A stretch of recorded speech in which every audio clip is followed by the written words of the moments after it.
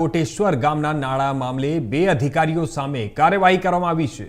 જણાવી દઈએ કે વડોદરા મહાનગરપાલિકાના સિટી એન્જિનિયર અલ્પેશ મજમુદાર દ્વારા બે અધિકારીઓને શો કોઝ નોટિસ અપાઈ છે। સિટી એન્જિનિયર અલ્પેશ મજમુદારનું નિવેદન વોર્ડ નંબર 18ના કાર્યપાલક ઇજનેર વિશાલ ઠાકુર અને એડિશનલ અસિસ્ટન્ટ એન્જિનિયર પાર્થ દવેને નોટિસ આપવામાં આવી છે। દર વર્ષે કોટેશ્વર નાળામાં વરસાદમાં પાણીમાં ભરાતા હતા અને આ વર્ષે નાળાને પહોળો કરવાનો ઓર્ડર અપાયો હતો।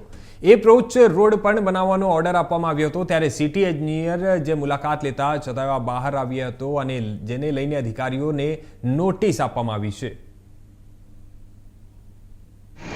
અમે જ્યારે કોટેશ્વર નાળું જે છે તે રાતોરાત એટલે બહુ જ ટૂંકા સમયની અંદર એ નાળાની કેપેસિટી વધારવાનું અમે આ વર્ષે કામ કર્યું।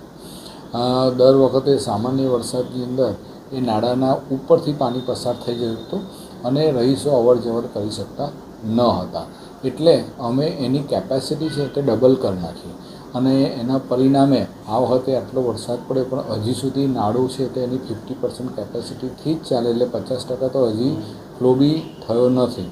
એટલે એની કેપેસિટી વધારવાના કામ કરવાના ભાગરૂપે જે આજુબાજુના અપ્રોચ રસ્તા હોય એ પણ ઓબ્વિયસલી ખોદાણ થયું એટલે ડેમેજ થયા હતા, તો એનું જે રિસ્ટોરેશન કહેવાય એનું કામ જેટલી ઝડપથી કરવું જોઈતું હતું અને જેટલા પ્રમાણમાં કરવું જોઈતું હતું તે પ્રમાણ ઓછું જણાઈ આવ્યું હતું।